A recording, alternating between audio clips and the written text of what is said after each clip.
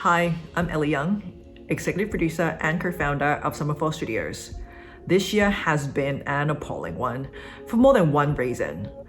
But working on Chorus has been a great stabilizing counterpoint to just how chaotic everything else has become. We've been working hard on the game, and while there's still heaps that we can't show you, we thought we might make a wrap-up video so the team can share with you just how Chorus is coming together. So Troy, how's engineering? At the beginning of the year, we kind of started with nothing. The first step for me was to build out the dialogue tools that we were using so that David could start writing and he could get the ball rolling.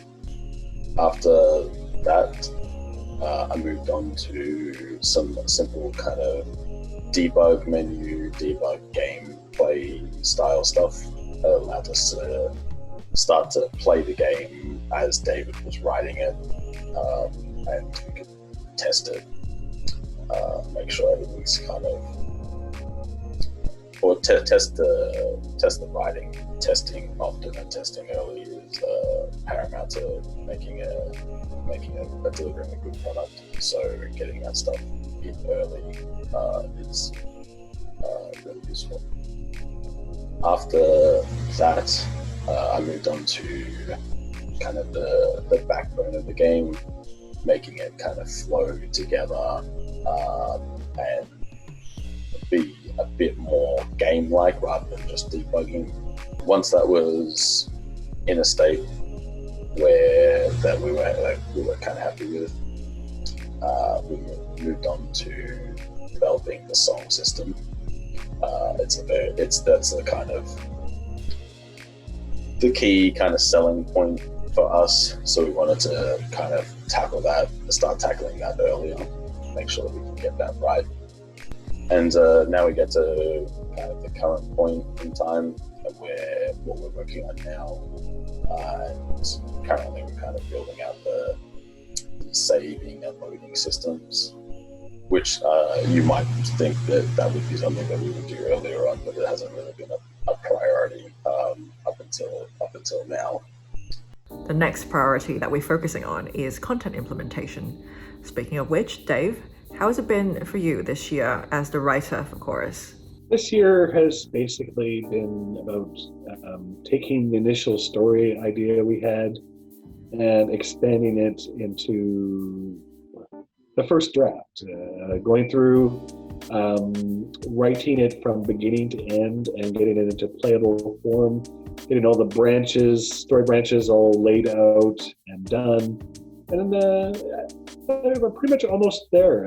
This is the first time I've needed to do it without a writing team underneath me, so I've had to lean a lot on my other Summerfall developers, getting them into a lot of read-throughs and asking them for ideas. Basically, they get to be my story guinea pigs. That's been actually a really fun process.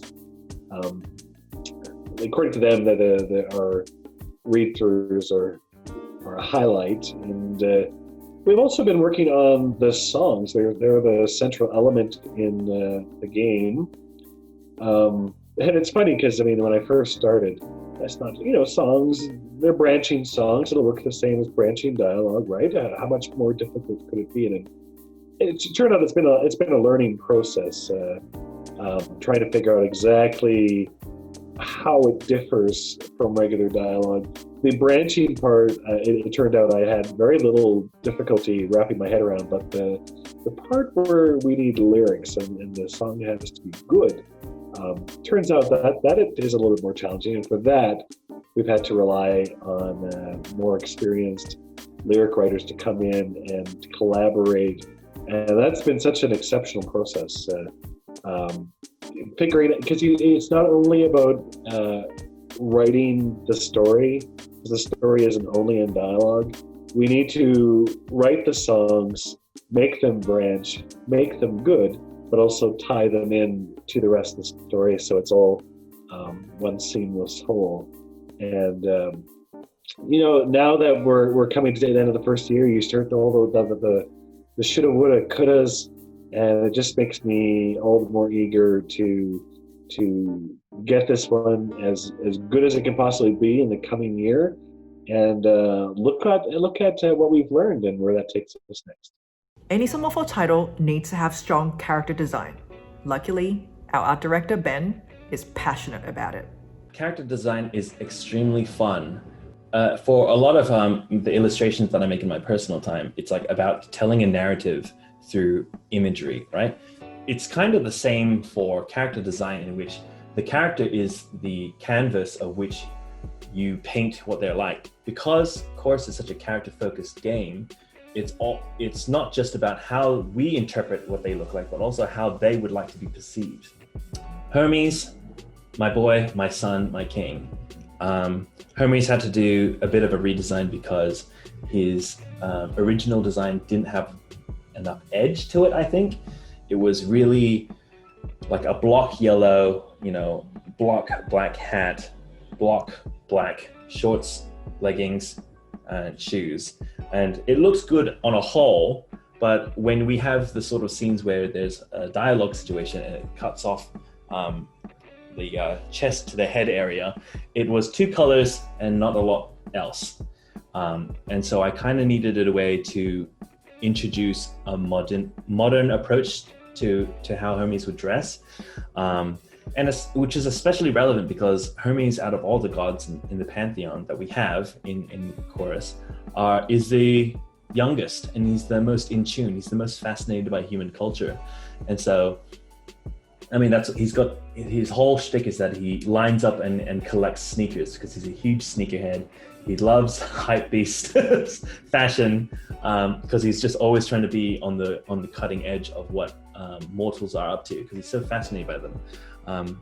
Which ties into the fact that Hermes used to be known as the god of the people because he was notorious for taking care of them so often. Where all the other gods are just like, fuck y'all, I'm just gonna do what I do. Hermes was the one actually caring for people. And so I took that as a means to interpret it in a way that was like, okay, Hermes not only likes to help people, he truly cares about them and like empathizes with them more than anyone else. I love Hermes' design so much. And as an Asian person, Hermes is really important to me for that reason as well. Being a representation that isn't a classic doctor or lawyer or anything like that, but instead someone who is a lot like me in the way that, just fun and energetic kind of thing. And he doesn't have to be a smart academic. He can just be a himbo, lovable himbo that loves running fast. And I love that. I love that about Hermes. Hermes has quickly become one of our favorite characters, and we can't wait to show you more of the cast soon. And now, with character designs locked in, Jess, can you tell us how we go about bringing them to life in the game?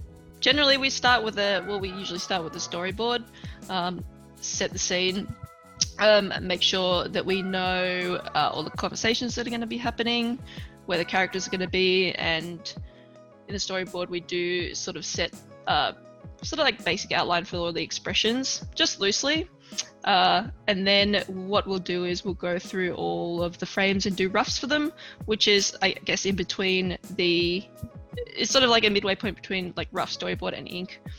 And then that rough is sort of where we work out what kind of expressions the characters are going to have, things in a bit more detail, like if they interact with the background or if they interact with each other.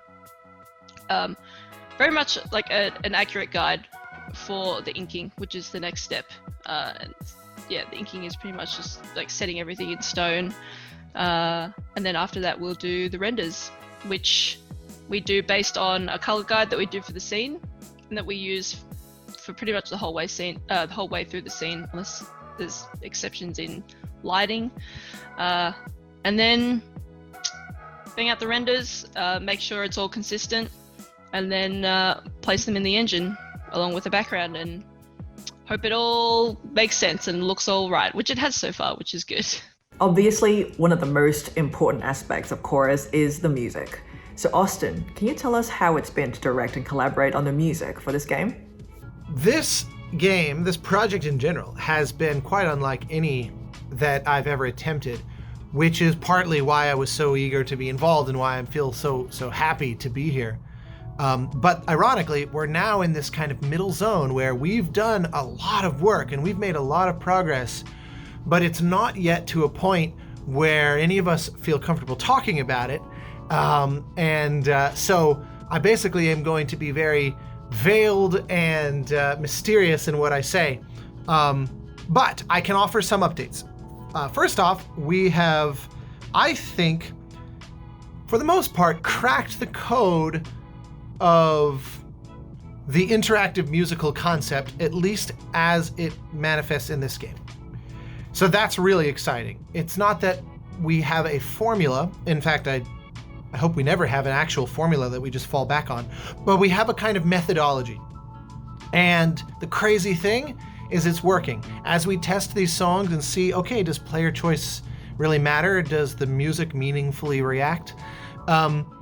All signs are looking good. So that's awesome. If that's the only thing I share today, then I think that's worth communicating. That even though I'm offering no specifics and nothing tangible to actually listen to, we are on the path we need to be on. And it's really awesome. Second, I will tease that part of my job in this has been to kind of arm myself with collaborators that can push me and that who I can in turn push to hopefully inject something really special into this. And so it's not just me that's working on this music. And I will simply say that we will announce these collaborations later, but it's been fabulous. And I just can't wait to share more. So Lastly, Liam, what have been the best parts about working on Chorus apart from, well, me? The best thing about working on Chorus this year, apart from obviously working with the incredible team that we get to work with, has been getting to see the project come together, which is always my favorite part of any project, particularly being a producer. It's really pretty incredible to see all of these different, separate, individual pieces of a project that get often worked on in isolation come together in these collaborations between people, creating something that begins to feel like a game. Like the first time that we saw Dave's writing in engine and were able to play through it, or the first time we saw an area, or the first time that we saw Jess's character art in the game, you know, or the first time we got to play through like one of the test songs even. Like these have been amazing moments, and even though the game is still really early, you know, games take a very long time to make, it's really rewarding to just see each of those individual moments and be reminded that we're working on something that's really special and really cool. Yeah, I think that's probably my favorite thing this year, or my favorite thing that's happened on the project, and my favorite part of working in games, really. I think, you know, next year we'll be moving more into like real content development now that a lot of the pre-work is done, and you know, we're deep into the writing, etc. And we're so excited to show you more of that as well. Thank you so much. Thank you for watching and for all your support. We'll be going on a little break over the holidays and we'll come back early January, refreshed and rejuvenated. We want to wish everyone a safe and relaxing holiday season, and we'll talk to you again in the new year. Bye for now.